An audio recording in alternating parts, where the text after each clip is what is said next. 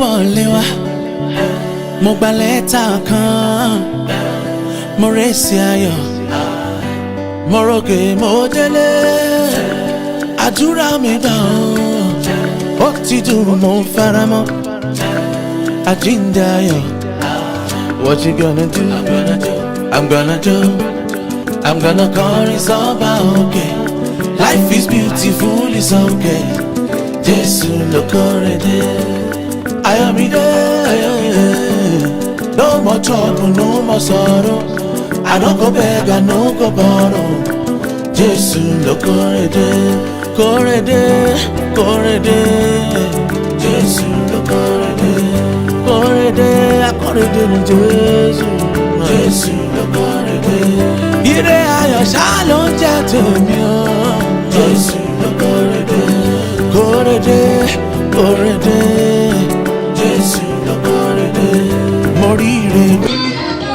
I would like to felicitate with the family of Okon on their baby dedication, Jaden. May the Lord keep the baby, bless the baby. May the baby live long to fulfill his destiny. Thank you. We're outside here today to celebrate with the Okons family. We are here for the baby dedication. We have known the beginning of the baby. Pray never to know the ending of the baby, inshallah.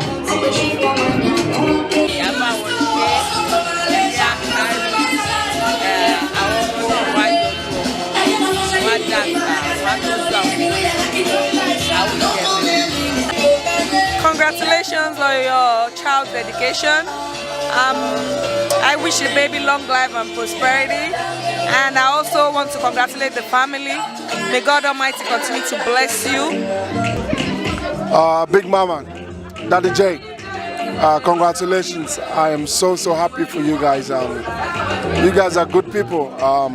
You know, ever since we met, you guys have just been amazing, and I'm so happy for you. Big Mama, you know now. Big Mama, I love you. Daddy J, all right, I'm happy to be the godfather. All right, I love you guys, man. Congratulations again. All right, bye-bye.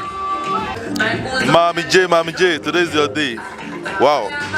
I wish you one more.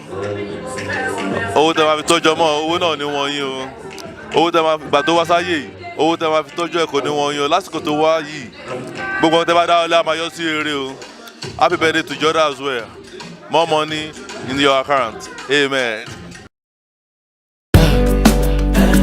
Mo kórè délé, no be them say rárá, na reality. Mo testify and glorify you, Baba. Mo wá jíjó ọpẹ́ again, bí aláṣejù. Once again I'm gonna do. I'm gonna call it sọ́ba òkè. Life is beautiful, it's okay. Jésù ló kórè dé. Ayọ̀mídé. Oh yeah, you wanna clap for yourself? I clap for myself. At least I wear a cap. My cap is red. My name is MC Neo, and I'm gonna be your host tonight. Somebody shout hallelujah. Amen. So I'm not gonna stop your enjoyment because I know the DJ is doing a great job. Let's give it up for DJ Fabos, DJ Famous. A clap of free for DJ Famous, yes. He's doing good, he's going good. And I can see people are moving left and right. We've started dancing already, we started enjoying the party already. The party is going to start in a very short while. But before we start, let me introduce myself a little bit. DJ, that song you are playing, please continue to play it on the ground. Yeah, just play it on the ground so that people can feel the vibe. Play it on the ground. Don't be showing red Johnny. That one, yeah. Trendybeats.com. Yeah.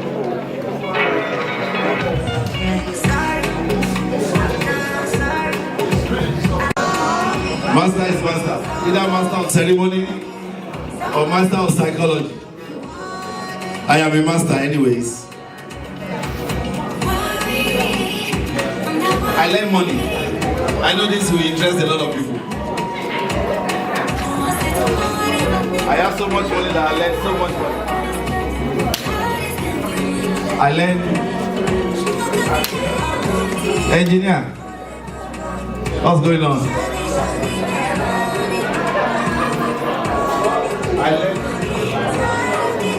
I didn't you aside there.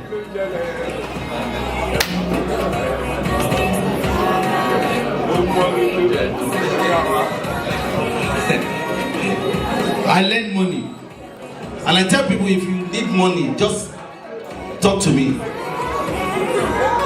I'm a lender. How much do you need tonight?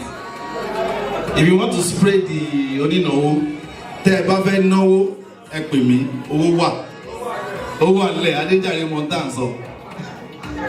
I didn't tell you Montanso. Bave no way, yawo, over le. Shall don't show over me. Do we have Bank of America here or West Fargo?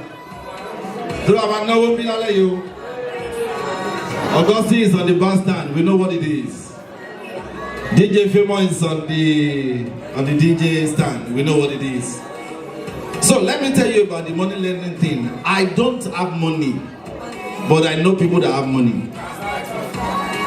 So if you don't know Adejari and you know me, then you don't have a problem. All you need to do is just call me. Then I will ask Adejari to lend me the money. Then I can lend it to you. A friend of mine told me, he said, how do you get money? I said, I don't have money, but I know Buhari. All I need to do is just phone. Okay, Buhari, please, can you lend me some $100,000? And you know the funny thing is, Buhari too doesn't even have money. Because Buhari knows China. Buhari always go to China to go and lend money. So you see, it's a chain. Yeah. DJ. That music is beautiful. Put it up, put it up, put it up, put it up.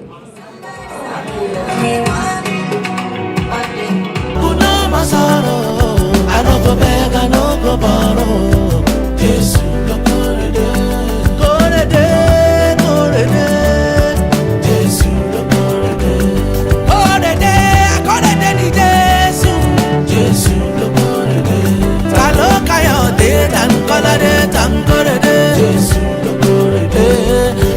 go redemption, I correct the connection. Jesus,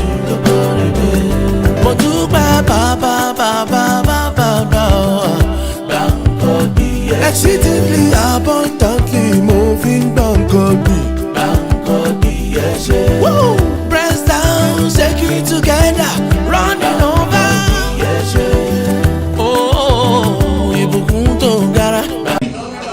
If you drink, don't drive.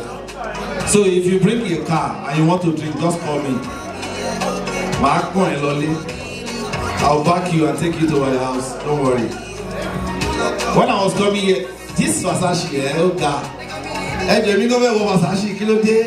If you go Versace kilo day, I want to go Versace go. This is Versace party. Photographer, it's Versace party. But you are not wearing Versace. Me and you, they didn't invite us, right? Oh wow. They don't like us. They don't like us. Oh God. Man, they try to whine you. I don't really mind, they just they whiny. Many guys they try to whine me. Baby, no go mind them, just be whiny. Many man they try to whine you. I don't really mind, they just they whiny. Many guys they try to whine me. Baby, no go mind them, just be whiny. So me say, Jawa, Jawa, look into my eyes, oh baby, Jawa, will you be my wife, oh baby, Jawa, baby, oh yeah, raga, for me, Jawa, Jawa, look into my eyes, oh baby, Jawa, will you be my wife, oh baby, Jawa, baby, Jawa, my baby, Jawa, my baby, Jawa. I don't go like get this feeling so dope. They make me feel like I don't let go low. Girl, if you give me at me, I don't go come on. Open your door, don't give me waiting order. Now only you go catch my shot though. The fetish this.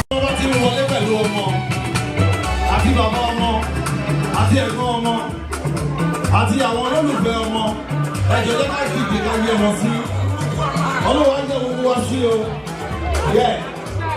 Now let's welcome into the hall the family of Mr. and Mrs. Okon.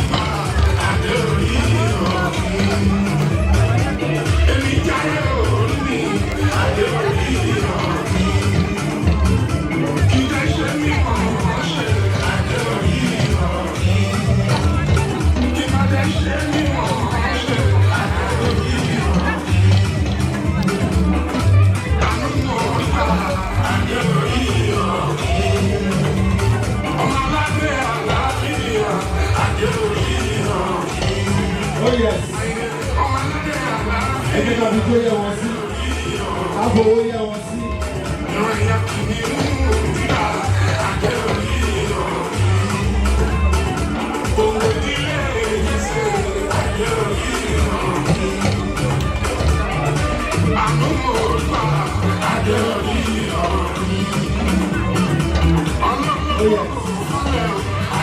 So easy. 9 months. 9 months is not easy. Okay, you go lower.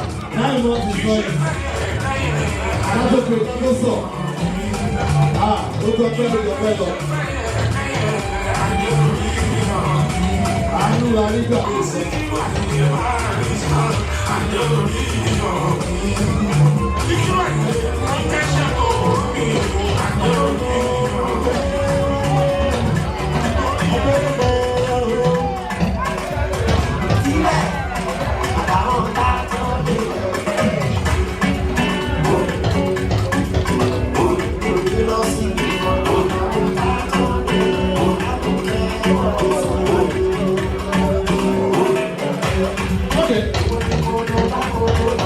Mama baby, I don't see your dance though. Oh yeah, hey,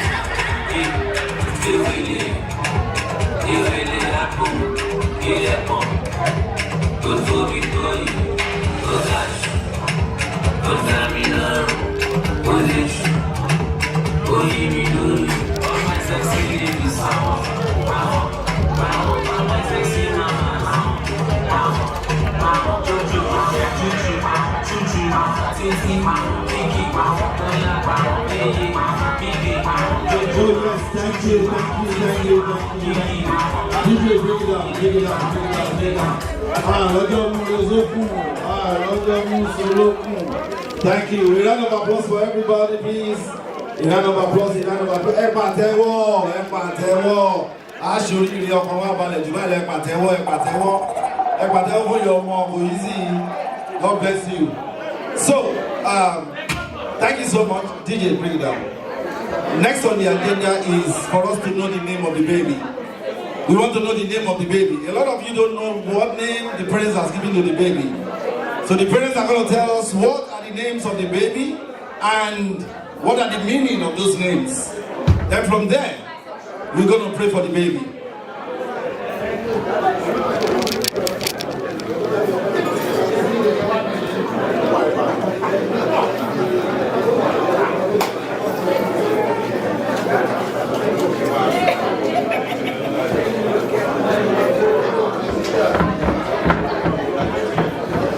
So, ladies and gentlemen, please, can I have your attention for a minute? We want to know the name of the baby. I know you're all interested in knowing the name of the baby.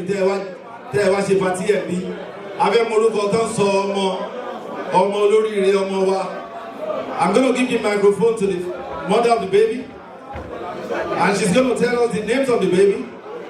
Then she will pass the microphone to the father of the baby, and he is going to tell us the name of the baby as well. Then the meaning of the name. Nílẹ̀ Yorùbá, tá bá fọmọ lórúkọ ó máa ní meaning. Ẹ jọ̀ọ́ kí ni meaning ní Yorùbá? Ó máa ní ìtumọ̀ ẹ ṣe. Ó máa ní ìtumọ̀. So a fẹ́ mọ̀ ìtumọ̀ orúkọ yẹn. Ká wá gbàdúrà sí gbogbo wa lájọ máa gbàdúrà fọmọ yẹn olómọ lóríire ni. Ọmọ tí yín náà ṣoríire o. Àmín. Mọ́mì, kí lorúkọ ọmọ yín? JD.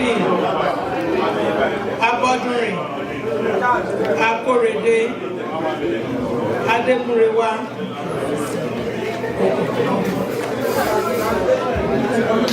Ọmọmáyọ̀. A round of applause for her, ladies and gentlemen. A round of applause for her. Ẹ bá wa pàtẹ́wọ́ fún wọn, ẹ jọ̀ọ́. Ẹ bá wa pàtẹ́wọ́ fún wọn. Ẹ ṣoríire. So, a máa gbé microphone fún bàbá ọmọ. He's going to tell us the same name. And the father will tell us the meaning of these names. Baba ọmọ, kí lorúkọ ọmọ àti kí ni ìtumọ̀ ẹ̀?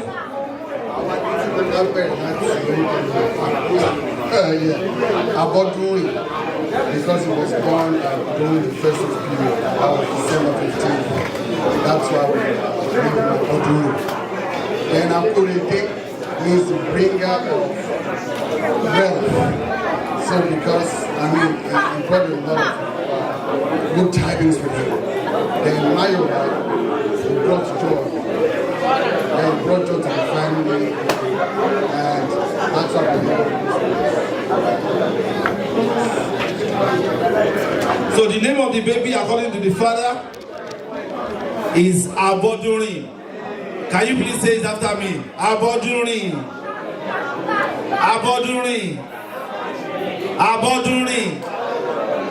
Akórèdé. We are not talking. Ladies and gentlemen, please. This is very important part of the program. The name of the baby is Abọ́dúnrin. Can you say after me? Abọ́dúnrin. Akórèdé. Olúwamáyọ̀wá. JD. Ọmọ Okan. A round of applause for them. Thank you, ladies and gentlemen. So next is the parent promise. Ẹjọ baby nǹkan. Ẹjọ bá wa gbé baby wá síbí. Ẹ bá wa gbé Olúwamáyọ̀wá Akórèdé. Ẹ bá wa gbé Abọ́dúnrin JD wá síbí.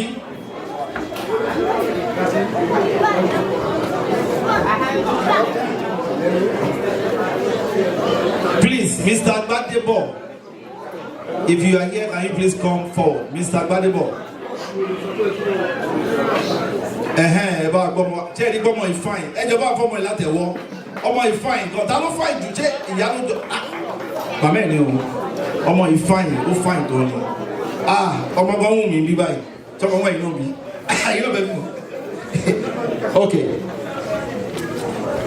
What we are going to do is we're going to ask the mother to tell us the promise she wants to make for this baby. Kini promise you by your mother. Kini lady tí ìyá fẹ́ ṣe fún ọmọ. Àwọn ìyá kan ní àwọn ìwọ ọmọ yìí o. Màá rán ẹ lọ lórí gíga. Màá bẹ́ ẹ tọ́mọ. Màá rán ẹ lọ sí kíní kan oríṣiríṣi ìlérí kan nìyẹn. So a fẹ́ bèrè lọ́wọ́ ìyá ẹ̀. Kí ni promise tó ní fún Akóredé? Lẹ́yìn ìtàbá ṣe ìyẹn tán. Ẹ bá wa gba àdúrà fún ọmọ yẹn. Ẹ ṣé.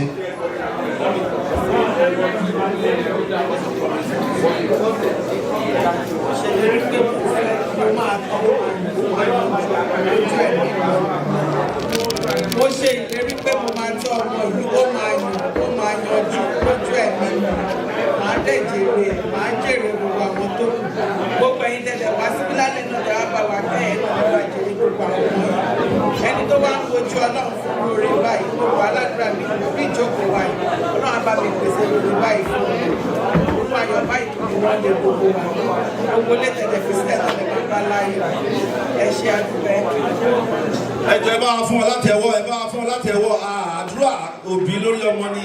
Ẹ bá wa fún ọ látẹ̀wọ́, ẹ pàtẹ́wọ́, ẹ pàtẹ́wọ́, ẹ ṣé, ẹ pàtẹ́wọ́, àdélébáre, ẹ pàtẹ́wọ́, ẹ ṣeun. So a máa wá gbé fún bàbá ọmọ kí bàbá ọmọ sọ fún wa ìlérí yín fọ́mọ yìí, nǹkan tẹ́ fẹ́ ṣe fún, ẹ ṣeun.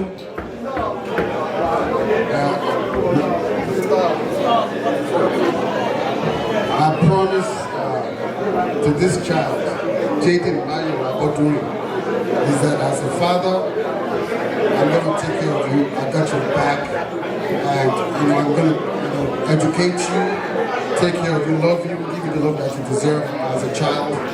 And as long as I live, I will keep this promise to you. Ẹ bá wa fún ọ látẹ̀wọ́, ẹ bá wa fún ọ látẹ̀wọ́, ẹ bá wa fún ọ láti a bold promise. Olúwa fún yín ṣe sà. Olúwa fún yín ṣe mà. Ẹ jọ̀ọ́ ẹ jẹ́ ká dìde dúró fún àdúrà lórí ọmọ yìí.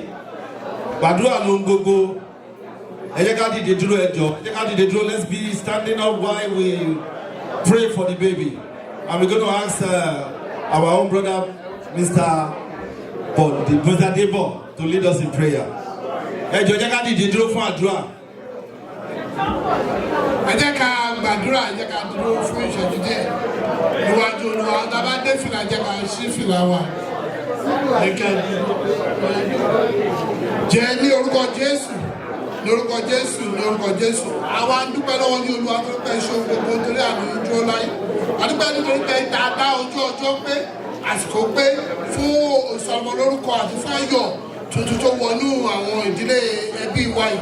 Olúwa dúpẹ́ tó pẹ́ mọ́jọ́ pé ọjọ́ náà pé báyìí. Gbogbo àwa wá lọ́kùnrin lóbìnrin ní ìdílé, àwa bá ìdílé yìí yàn. Ayọ̀ tá a bá wọn yàn yìí kò ní tán ní ìdílé gbogbo wa. Ọmọ táwa kó jáde lẹ́nìí náà, gbogbo ẹni tó wojú orere báyìí, orere ayọ̀ kò ní tán nílé yìí. Àwa ọmọ náà kẹ̀lé wá tó ló kọ, wọ́n á dàgbà. Ojú burúkú kò ní wò wọ́n, ọkùnrin kò ní kọ̀ wọ́n, kò fọ́ ọkọ̀ wọ́n. Wọn ò ní yà lọ́pọ̀ tí kò sọ ní Olúwa. Wọ́n máa dàgbà nínú orí ọ̀fẹ́, nínú Ọlọ́run, nínú ọgbọ́n àti òwe pẹ̀lú àṣẹ ògo Jésù. Àwọn ọ̀tá ìtẹ̀ wá lẹ́jẹ̀ láti jẹ àti mú níbi àyà oúnjẹ àti gbogbo tá a ṣe sí mímọ́ ní orúkọ Ọlọ́run. Nígbà tá a máa bẹ́tò náà lọ́lọ́ àbá wà. Nígbà tá a bá ṣe tán tá a máa lọlé. Àdélébáre àrìnàkóre fún ọkùnrin, fún obìnrin, fún ọmọdé, fún àgbà tó wá bá wa yọ̀ yìí náà. Àwọn ọmọ tá a máa fi sílẹ̀ náà, àdúrà Ọlọ́run yóò máa bá wọn lọ àti ìdílé náà. Àtàwọn tó wojú Olúwa fún ohun báyìí, Ọlọ́run bá wọ láàsìkò yìí. Àwọn ohun àlàáfíà ìdùnnú wọnú ilé olúkúlùkù wa. Ẹ̀yin tí ẹ ti filé àtọ̀nà sílẹ̀ àti iṣẹ́ tẹ wá bá wa yọ̀. Láyọ̀ ni ẹ máa délé. Àdúpẹ́ lọ́wọ́ yín gbogbo kóhun tó ń dùn lọ́kàn tẹ tọrọ lọ́wọ́ Olúwa. Olúwa ọba yóò dá yín lóhùn. Ní orúkọ Jésù la gbàdúrà. Àmín, àmín lórúkọ Jésù. Ẹ bá wa fún ọ látẹ̀wọ́, please. A round of applause for Mr. Bode. Thank you so much, sir. God bless you. Thank you so much. We are not going to waste your time because we know you want to dance, you want to enjoy yourself. But let me tell you, we're going to be serving dinner in a while. And the dinner stand is just at the back here. And when you come from the entrance, it's on your left. We're going to serve dinner in a while. Before we do that, I want to invite Olabisi Arike. If Olabisi Arike is right here, please can you come to the microphone? Olabisi Arike. Olabisi Arike. While we are waiting for her, if you have any gifts you want to give to the baby, it's time to bring your gifts. And this is the lady that will be taking the gifts. In 10 minutes, you are going to be receiving any gift that anybody is bringing for the baby. You have personal gifts. You have whatever it is that you have brought for the baby. You can bring it now. We're going to do that in 5 minutes. And after that, you can give whatever gift you have to the family at the end of the show. Thank you. DJ, bring it up.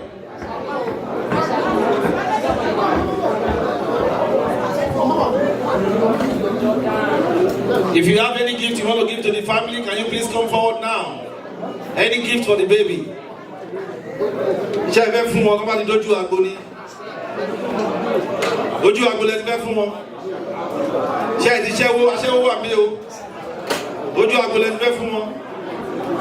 Okay, so we leave that for now.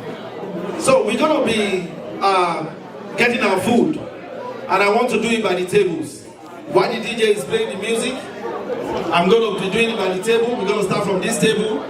You will go to get your food, then the next table, then the next table, then the next table. While the music is going on, please, let's go to the food stand and get our food.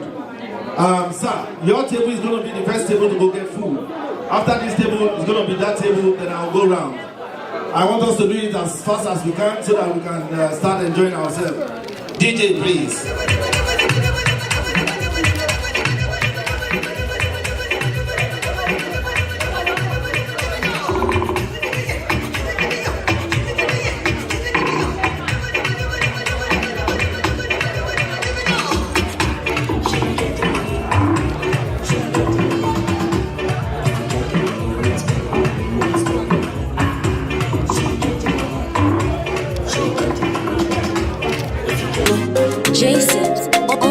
I slap police for your case.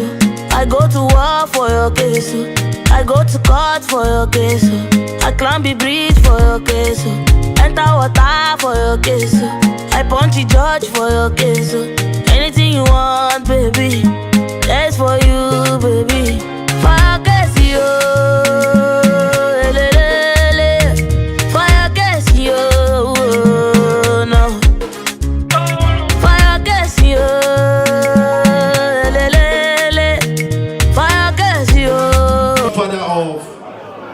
Aboduri, Akorede JD. Let's Godfather. Godfather. Mr. Lani Akiode, please come to the microphone. We need you here.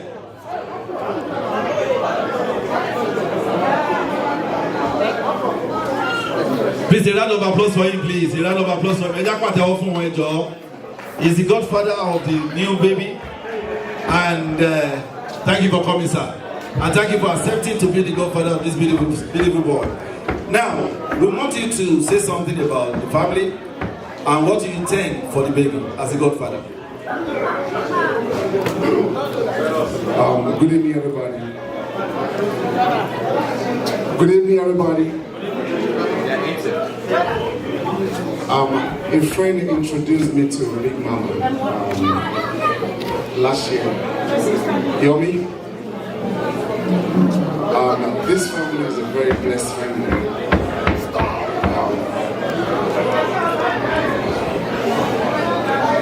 Being a godfather is not easy. You know, there's something the family saw in me that they trust me as a godfather. Big Mama, I'll deliver. Daddy J, I'll deliver, I promise you. Alright.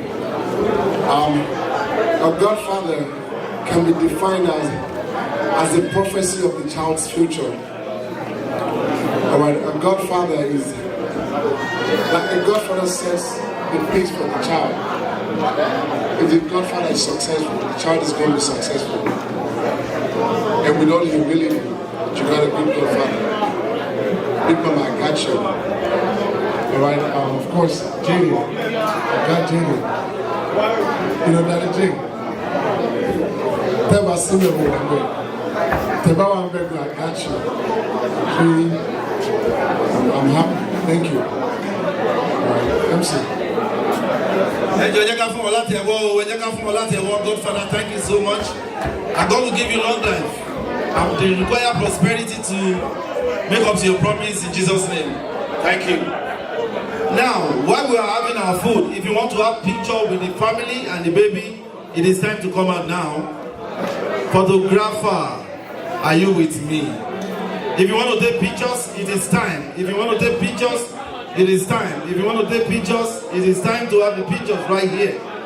With the families of Mr. and Mrs. Okon and their children. If you want to take pictures, DJ, bring it up. Pictures. If you want to take pictures now, please. Families, friends, relatives, you can come forward now. You can come forward now.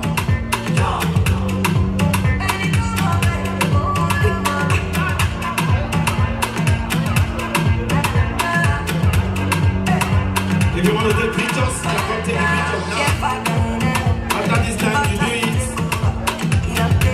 in Mrs. Okon's house.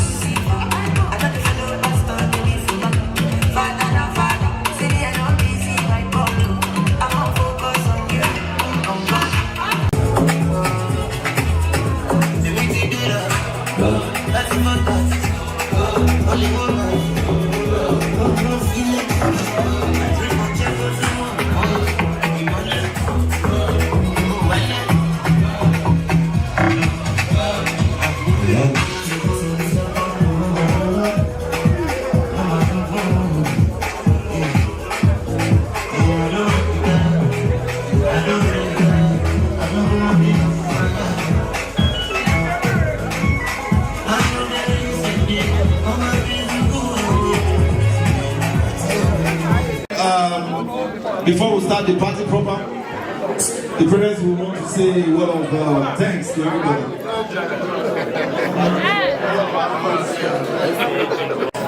And I pray that God will replicate the blessings for your families as well. And as you are getting back home, I wish you all journey blessings because we have a lot of people from Texas, that came for this occasion.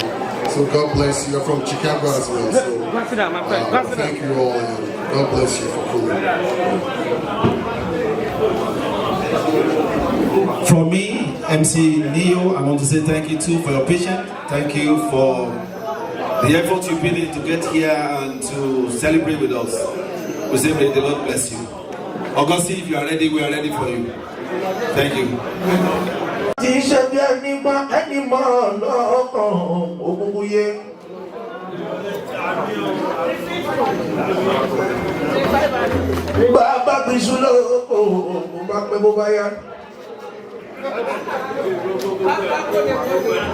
Àwọn tó rábẹ̀ tó ẹ̀rọ náà kó wọ́n lè lágbẹ̀ẹ́ kó òkú ṣiṣẹ́ kan rárá kúnlé ṣùgbọ́n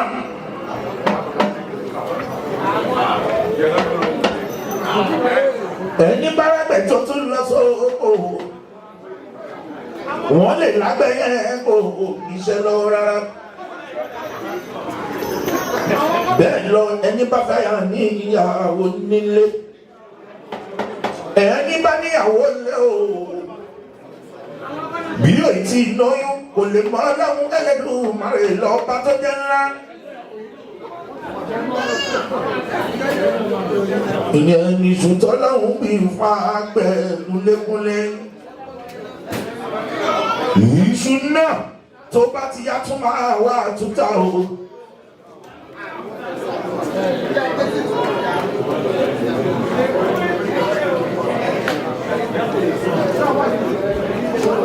Àwọn tó ti ń bá gbẹ̀ tẹ́lẹ̀ tó níṣẹ́ kí ló ṣe o oṣù kìíní àṣesínú mi lọ́dọ̀ Ẹlẹ́dùmarè ọba tó dá wa sáyé.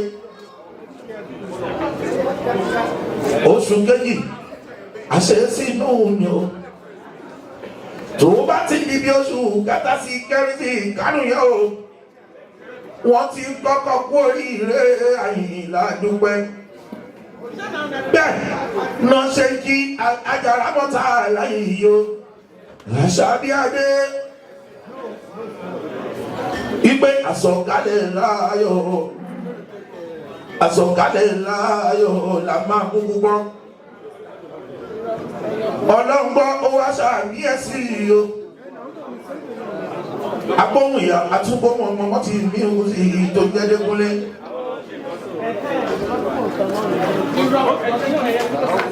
ìyẹn la fi dúpẹ́ bá láwùrà bí o.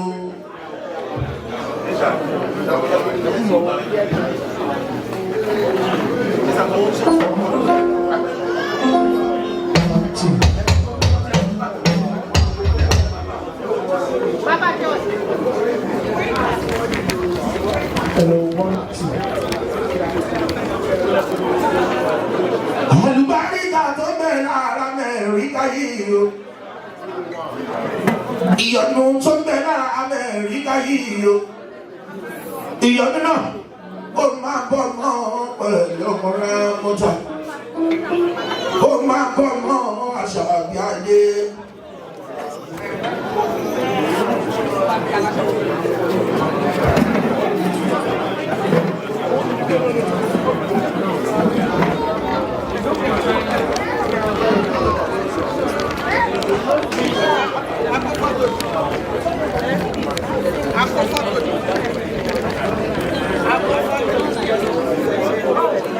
Lójú ní mọ̀tọ́kùnrin obìnrin wá ń bá ẹdúpẹ́.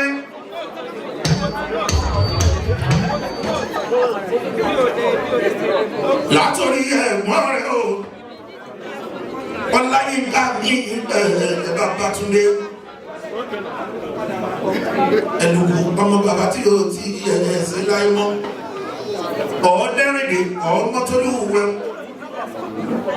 Ọ̀tún bá fi wájọ́ gbogbo ògùdù ní ti ilé ògbó ẹ̀lẹ́ oṣù nígbà. Lọ́mọ Fáṣọlá ní kíkí Àyìndé ọ̀gá wa. Bákan náà, wọ́n sọ pé kò sólódodo mọ́ láé. Ẹ̀mí lólódodo bẹ̀rẹ̀ lọ́dọ̀ mi. Olódodo tó bẹ̀ nínú Amẹ́ríkà nípa àyè ògbóná.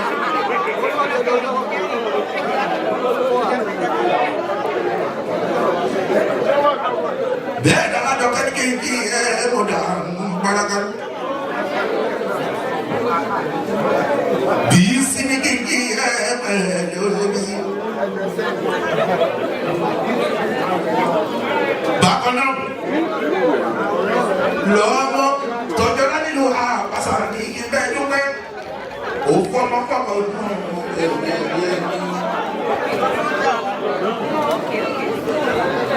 ẹni bá láyà lọ dẹ̀dẹ̀ tó lóyún tó dẹni tó ń bí mọ́ ẹ̀já pé ní sọ̀rọ̀ kó ní ilé àyìn àdébókúlé túndétúndé ọmọ màmá àdúrà ní ìlú àtọ́mọ̀bẹ́ yìí ní àárín ìlú ó ti mú dúpẹ́ ra mọ́tò ó tún ta mọ́tò ó tún ṣe mọ́tò ó fi mọ́tò tọ́lẹ̀ o lérí ìlànà lọ́mọ́ ìlú àbẹ́bí bẹ́ẹ̀ ọmọ ààrẹ bẹ́ẹ̀ ni ìwò kalẹ̀ ni o.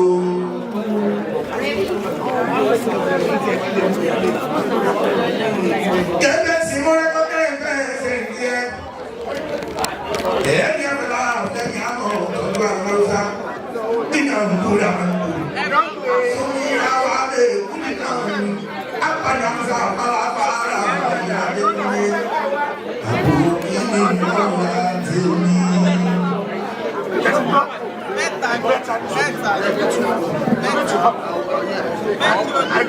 Bí mo bá ń bọ̀, bí mo bá ń dún, bí mo bá ń bọ̀, tí mo bá ń dún, tí bá ní bájá mi bá ẹni ìpọ̀pọ̀. Tàbí ẹni tí mo ń sọ̀rọ̀ Adékúnlé. Ọmọ ọmọdé mo gbé ọ̀gá mi. Ọmọ ọmọdé sáré mo gbé ọ̀gá mi. Máa tọ́jú rọ̀, ó pọ̀. Ọkọ̀ ayẹyẹ mi ní ìwà yìí ó. Wọ́n ló pọ̀ lóko sùn. Ìṣèlú ti ṣàyẹ̀lẹ̀ lẹ́lẹ́. Ṣọ́lá ọmọ balógun lòdò gbọ́ná. Bákan náà, ọmọ sọ̀yà olómi máa wọ.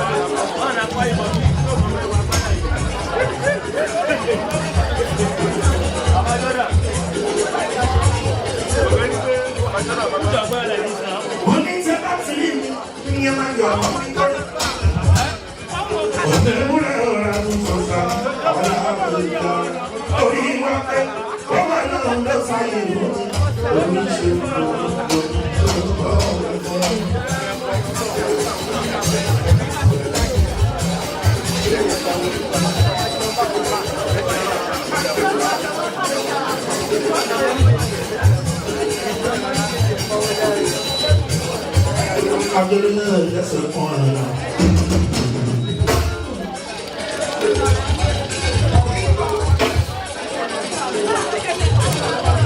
Baba Bosuara,